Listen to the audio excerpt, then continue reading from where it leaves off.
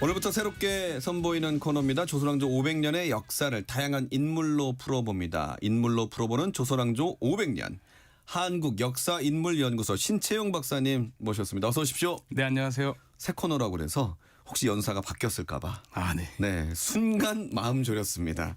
네, 그런 청취자분들도 계셨을 것 같은데 지난주까지 동네 한 바퀴 역사 버전이라는 코너를 이끌었던 신채용 박사님이 이제는 대한민국 구석구석 지역의 명소와 역사 이야기를 나누다가 오늘부터는 조선왕조 인물 이야기를 풀어주신다고요? 네, 맞습니다. 네. 조선왕조 500년 동안 수많은 인물들이 있었죠. 예. 태조 이성계, 퇴계 이황, 율곡 이이, 충무공 이순신 등 이름만 들어도 자랑스러운 우리의 역사적 인물이지요. 네. 그래서 이러한 인물들의 유명한 이야기는 이미 많이 알려져 있어요. 그런데 역사에는 기록되어 있지만 덜 알려진 흥미로운 이들의 이야기를 들려드릴 예정입니다. 네. 특히 이제 조선왕조 500년 동안 왕도 많았고 왕비도 많았고 또 공신, 충신, 또 간신도 얼마나 많았겠습니까? 예. 그래서 조선왕조 500년 역사를 다양한 인물 그중에서도 덜 알려졌지만 재미난 일화를 중심으로 소개하고 이들과 얽힌 역사적 이야기도 풀어가 보도록 하겠습니다. 기대됩니다. 네. 시간이 좀 짧을 것 같은데 빨리 한번 진행을 해보시죠. 인물은 박사님 전공이시니까 재미있을 것 같은데 오늘 첫 순서로 어떤 인물을 만나봅니까? 일단 조선 왕조를 건국한 인물이지요. 예. 바로 태조 이성계부터 만나보겠습니다. 네. 고려시대의 인물이었던 태조 이성계가 어떻게 조선 왕조의 첫 국왕이 되었는지 흥미진진한 뒷이야기가 많아요. 좋습니다. 이 고려 첫 번째 왕도 태조라고 하잖아요. 그냥 첫 번째 왕은 다 태조라고 하는 건가요? 네, 맞아요. 역시 스마트하십니다. 우리가 어렸을 때 제가 초등학교 시절에는 그냥 아무 생각 없이 태정태세 문단세만 외웠습니다. 맞아요. 근데 조와 종의 차이를 그 누구도 안 알려줬어요. 어렸을 때. 근데 제가 대학교 가서 배운 거예요. 말씀드릴게요. 예. 먼저 과거에 중국이나 우리나라나 나라를 세운 왕은 무조건 태조라고 합니다. 예. 그래서 고려 태조 왕건, 조선 태조 이성계, 옆나라 중국, 명나라를 건국한 명태조 주원장. 이게 원칙이에요. 그리고 그 외의 왕들은 무조건 종이라고 해야 되는 게 원칙입니다. 그래요. 근데 여기 약간 변수도 있어요. 예. 큰 공적이 있으면 조를 붙여도 된다. 아니면 훌륭한 덕을 가졌으면 종이라고 해야 된다. 그러면서 약간 변칙적으로 붙여집니다. 예. 그래서 원래 큰 원칙은 건국한 왕 빼고는 모두 다 종이어야 되는데 신하들이 아첨한 결과 세조, 선조, 인조 이렇게 조자가 붙어버린 거예요. 이제 뒤늦게 붙인 거잖아요. 그렇죠. 그런데 이제 또 조선 후기에 영조, 정조, 순조는 달라요. 왜냐? 대한제국을 고종이 건국했습니다. 그리고 예. 황제가 됐어요. 네. 그 전에 조선 왕조는 제후국이었습니다. 그 등급이 차이가 있거든요. 근데 이제 자기가 황제가 되면 자기로부터 직계 5대조 할아버지까지 조로 올립니다. 황제의 지위로 올린다는 거예요. 그래서 다 조가 붙은 거예요. 야, 이거는 알면은 쉬운데 또 네네. 모르면 헷갈릴 수도 있는 내용이었습니다. 자, 그럼 본격적으로 태조 이성계 이야기를 들어보겠습니다. 한때 이성계가 여진족이었다는 설도 있었어요. 네, 맞아요. 아주 한때 매스컴에서도 다뤄지고 했었죠. 근데 그런 이유가 있긴 합니다. 네. 일단 이성계의 어머니가 최씨인데 중국 등주 출신으로 잘못 알려졌었어요. 근데 이 최씨는 중국 등주가 아니고 우리나라 안병군에 있었던 등주라는 지역입니다. 예. 그 지역이 구체적으로 함경도와 강원도의 경계점 되는 곳이에요. 그리고 게다가 이성계는 전주이씨입니다. 네. 그의 직계 조상들은 정말 대대로 전주 지역에서 호장, 그러니까 그 동네에 아주 그냥 큰 장관직 같은 직을 대대로 했던 집안이에요. 특히 이성계의 7대조 이용부라는 인물은 고려시대 대장군이었고 종 6대조, 종 6대조 하니까 어렵죠. 6대조 할아버지의 형제들이 종 6대조입니다. 그렇죠? 그중에서 유명한 인물이 바로 무신난을 일으킨 이유방이라는 사람이었습니다. 예. 정말 고려 사람들이었어요. 여진족이 네. 아닙니다. 아니 근데 말씀하신 이성계는 함흥 출신인데 전주이시라면 실제로 이제 전주에 계셨던 분들이 함흥에서 살게 된 건가요? 맞습니다. 예. 근데 그 이유를 좀 구체적으로 알려면 이성계의 조상들을 좀 알아야 됩니다. 그렇죠. 일단 이성계의 5대조 할아버지가 이양무라는 사람인데 할머니는 삼척이 씨였어요. 우리나라 전통적으로 결혼의 풍습이 처가살이를 많이 합니다. 원래. 네. 그래서 이제 이 처가를 하는 게 매우 중요해요. 위험한 일이 있을 때 처가로 피신할 수 있거든요. 저는 아직 위험한 일이 없어서 처가로 아직 피신한 적이 없는데. 다행입니다. 네. 네. 삼척은 지금의 강원도 삼척입니다. 그래서 전주 사람들이 이 삼척과 인연을 맺은 거죠. 근데 마침 몽고가 침략합니다. 그래서 이양무라는 인물이 가족들을 이끌고 모두 처가인 삼척으로 피난을 간 거예요. 예. 처가가 삼척에 있으니까. 그래서 삼척에 뭐가 있느냐? 준경묘라는 무덤이 있는데 이 무덤이 바로 이양무의 무덤입니다. 아, 처가의 영향으로 이성계 5대조인 이양무가 삼척으로 갔습니다. 여기까지는 알겠습니다. 다음은 어떻게 됐나요? 이제 뒤에 얘기들이 더 재밌어요. 예. 이제 여기에 좀 정착하면 좋겠는데 정착하지 못합니다. 왜냐하면은 이양무가 아들 이안사를 데리고 삼척으로 다 피난했는데 당시 삼척에 있던 알렴사, 이게 도지사 같은 관직입니다. 예. 힘이 엄청나겠죠. 근데 이 알렴사였던 사람이 이안사, 즉 이성계의 고조할아버지가 되죠. 이 사람하고 과거 전주에 있을 때 기생을 두고 싸우던 사람이었어요. 네? 연적이었죠. 연적 삼각관계. 아. 근데 이때 힘은 아직 이성계 집안이 더 약하니까 그렇죠. 계속 삼척에 있을 수 없습니다. 불편합니다. 그래서 이제 북쪽으로 이사를 갑니다. 그곳이 바로 함경도 의주라는 곳이에요. 아. 현재의 원산 지역이 됩니다. 자, 그런데 이 이성계 집안은 대대로 많은 사병도 거느리고 있었기 때문에 무장의 벼슬을 합니다. 특히 이안사가 의주 병머사가 되어서 몽골의 침입을 막기도 했는데 결국 어떻게 됐느냐? 우리 고려가 원나라 지배를 받았잖아요. 예. 1254년에 원나라에 항복하고 이제 몽골의 벼슬을 받는 거예요. 원나라 벼슬을 받는 겁니다. 그 벼슬이 우리가 한 번쯤은 들어봤을 다루가치. 아, 드라마에 나오던. 네, 다루가치라는 예. 거예요. 다루가치는 바로 지방의 감독관이나 그 지방의 장관을 말합니다. 자, 그러면 이제 이성계의 조상들은 몽골 사람이 된 거나 마찬가지예요. 그래서 이안사 이후 이성계의 아버지 이자춘까지 아. 대대로 원나라 벼슬을 하게 됐습니다. 그렇군요. 그러니까 이제 몽골의 관직을 받았으니 어떤 뭐 몽골 사람 아니냐라는 이제 그 뭐 그런 잘못된 오해를 예. 받은 건데 그러면 아무래도 몽골 이 관직을 받았으면 몽골어를 또 해야 되는 거 아닙니까? 뭐 몽골어뿐이겠습니까? 뭐 몽골의 문화를 다 이해하고 거의 몽골 사람이 됐다라고도 봐야 됩니다. 예. 몽골 이름도 가지고 있었어요. 아, 그래요? 뭐 알타이 테무르, 뭐 바이엔 테무르, 뭐 이런 이름을 썼습니다. 이게 바로 네. 몽골 이름이거든요.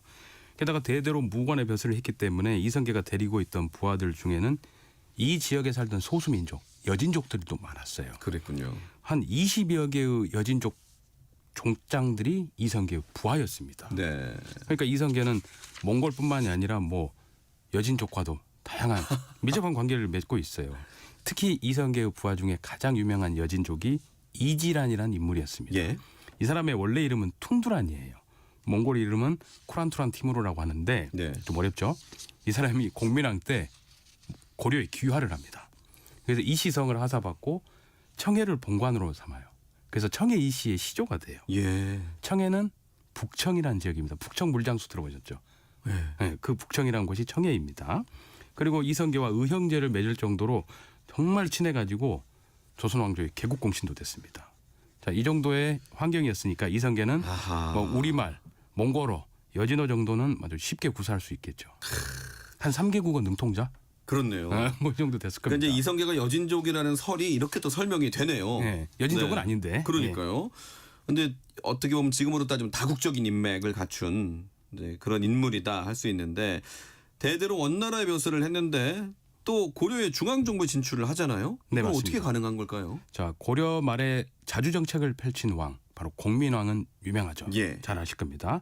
이 공민왕이 원나라가 지배하고 있던 우리 땅 쌍성 총관부를 공격합니다. 예. 왜 다시 수복을 해야 되니까 우리 땅이니까. 근데 그 당시는 이제 원나라의 국력이 쇠약해지고 있던 때고 고려의 군대는 이미 많은 전투를 치른 경험이 있었기 때문에 고려가 우세했습니다. 예. 그래서 원나라의 벼슬을 하고 있던 이성계의 아버지 이자춘이 이제 정치적 판단을 합니다. 바로 고려의 공격에 내응을 하는 거예요. 아하. 협조해야 하는 거죠. 그래서 이자춘은 대대로 원나라의 무장 벼슬을 하고 있었고 또 많은 부하들을 거느리고 있었기 때문에 그가 고려에 항복했다는 것은 고려에게는 큰 힘이 되는 겁니다. 네. 또 이 집안은 원래 고려 사람들이었어요. 그래서 뭐 공민왕도 거부할 이유가 없었겠죠. 그래서 이자춘은 조국 고려에 귀부한 이후에 쌍성 총광부 공격에 적극 참여하게 되었고 예. 공을 세워서 높은 벼슬과 큰 대저택을 하서받습니다. 이를 기반으로 고려의 수도 개성으로 진출할 수 있었던 겁니다. 특히 이자춘의 아들이었던 이성계도 아버지를 따라 드디어 고려의 수도 개성으로 오게 된 겁니다. 원나라의 벼슬을 하다가 공민왕이 공격을 하자 고려에 항복을 하고 벼슬까지 하게 되었다. 예. 이거 잘 모르는 사실이잖아요. 그러니까요. 네. 근데 맞습니다. 그때가 이성계의 나이 27살 때였습니다. 거의. 근데 아버지가 곧 돌아가시니까 당시로서는 이제 그 벼슬을 세습합니다. 이성계, 이 젊은 이성계가 아버지의 지위를 이어받는 거예요. 그것도 되는군요. 예. 근데 어렸을 때부터 아버지를 따라서 수많은 전장터를 누볐기 때문에 이성계는 뛰어난 무장이었습니다. 예. 그래서 1362년에 28살의 나이 때 홍건적이 쳐들어왔어요. 고려에. 그래서 개성이 함락됐습니다. 그런데 이 개성을 수복하는데 1등 공신이 됩니다. 이성계가. 당시 이성계가 2천여 명의 자기의 친병 직접적으로 거느리는 병사들이 이끌고 예. 가장 먼저 개성에 들어왔어요. 그러니까 고려의 왕 입장에서는 얼마나 고맙죠. 충신이겠습니까. 그런데 이때 아주 또 중요한 인연을 맺는 사람들과 함께합니다. 장래의 이성계의 처사촌이 되는 사람들이었어요. 바로 강영과 강원보라는 인물인데 이들이 이성계의 두 번째 장인이 되는 강윤성의 조카가 되는 사람들입니다. 네. 근데 이 사람들이 왜 중요하냐? 이 강씨들이 당시 친원파 권문세족으로 고려의 대표적인 가문이었기 때문입니다. 예. 그래서 요즘 말로 조금 정치적인 뉘앙스가 들어가 있습니다만 약간 기득권 세력이라고 할까요? 예. 이성계는 개성에 아무런 기반이 없었어요. 그래서 드디어 정치적인 어떤 기반을 마련할 수 있는 기회를 아하. 포착한 것 같아요. 그렇군요. 게다가 이미 이성계의 큰아버지하고 이 집안이 사돈관계였어요. 큰아버지하고 네네네. 전주희 씨 성계가 함흥 출신으로 중앙에 진출한 뒤 고려 중앙에 진출한 뒤 쟁쟁한 가문과 인연까지 맺게 되었다. 맞습니다. 이성계가 고려 수도 개성에서 출세를 하려면 본인의 능력도 있어야 되겠지만 직접적인 인적 기반 또 경제적 기반이 있어야 합니다. 예. 그런데 아버지나 할아버지 이미 돌아가셨기 때문에 도움을 줄 수 없죠. 그래서 이성계가 어떻게 했느냐? 바로 세장가를 갑니다. 그래서 그 두 번째 부인이라고 말씀하신 거군요. 맞습니다. 고려는 어렸을 때 고향에서 결혼한 부인을 향처라고 하고 예. 자기가 출세해서 뭐 서울에 왔으면 또 결혼을 할 수 있는데 이 부인을 경처라고 그래요. 하하. 뭐 이런 제도가 고려에는 있었습니다. 자, 그래서 이성계는 어렸을 때 고향에서 한씨 부인과 혼인해서 6남 2녀의 자녀를 낳았어요. 예. 이 6남 중에 바로 정종도 있고 태종도 있습니다. 그리고 개성에서 결혼한 세 부인이 바로 강씨입니다. 예. 본관은 신천 강씨라 그래요. 다른 지명으로는 또 곡산 강씨라고도 합니다. 말까 말씀드린 권문세족 강윤성의 딸이지요. 그래서 이성계는 드디어 고려 개성의 기득권 가문의 사위가 된 겁니다. 그래서 이 강씨 부인과의 사이에서 또 2남 1녀를 낳아요. 그중에 둘째 아들이 바로 조선 왕조의 첫 번째 세자로 책봉되었던 방석입니다. 예. 이 왕자의 난에 피살되었죠. 그래서 이성계는 이후 아직 조선 건국 이전에 각 지역에서 일어나는 영모 세력을 진압하거나 또 왜구를 물리친 공을 세운 뒤에 가장 높은 벼슬 시중의 지위까지 오르게 되었습니다. 개인의 무장으로서의 능력도 뛰어났지만 아주 탁월한 정치적 수완, 그렇네요. 감각도 분명히 뒷받침되었기 때문일 겁니다. 게다가 재미난 흥미난 이야기, 잘 안 알려진 이야기가 있어요. 예. 이렇게 강씨 부인과에서 낳은 딸이 첫째 딸입니다. 경순 공주라고 하는데 이 공주가 조선왕조 개국 전에 시집을 가요. 어디로요? 누구랑 결혼하느냐? 예. 고려 말의 대표적인 권력자 권문세족 이인임이란 인물을 아실 겁니다. 예. 본관은 성주이 씨예요. 그래서 또 한 번 이성계는 고려의 주도 세력과 이렇게 인척 관계를 맺는 겁니다. 당시 정치 세력들 간의 가장 끈끈한 관계는 혼인입니다. 예. 네, 그래서 이성계가 단순히 신흥 무인 출신으로서 신진 사대부들과만 연합해서 조선을 세운 게 아니라는 겁니다. 예. 그래서 이 이성계의 사위가 된 이 이님의 조카 이재라는 인물이 개국 1등 공신이 돼요. 조선 개국에. 예. 근데 우리는 항상 신흥 무인 신진 사대부만 생각하고 그렇군요. 있거든요. 그렇게 들어옵니다. 근데 이 사위가 된 인물도 결국은 왕자의 난에 피살됩니다. 네. 오늘 역사 스페셜에서 뭐 왕자의 난 나오는 것 같은데 아마 이게 나올지 모르겠어요. 그리고 이 이성계의 첫째 딸 참 불쌍하게 삽니다. 나중에 남편이 이렇게 피살됐잖아요. 예. 당시 아버지 이성계가 공주였던 자신의 딸을 머리를 직접 깎아주고 네. 비구니가 되게 합니다. 한만의 인생을 살다 가는 거예요. 오늘 인물로 풀어보는 조선왕조 500년 첫 시간인데 아주 재밌게 흥미진진하게 들었고요. 잠깐 언급하셨던 대로 오늘 밤 9시 30분에 KBS 1텔레비전 조선 건국의 비밀 역사 스페셜에서 과연 이 내용이 나오는지도 함께 여러분 기대해 주시길 바라겠습니다. 자, 그러면 역사인물연구소 신채용 박사와는 여기서 인사 나누도록 하겠습니다. 잘 들었습니다. 고맙습니다.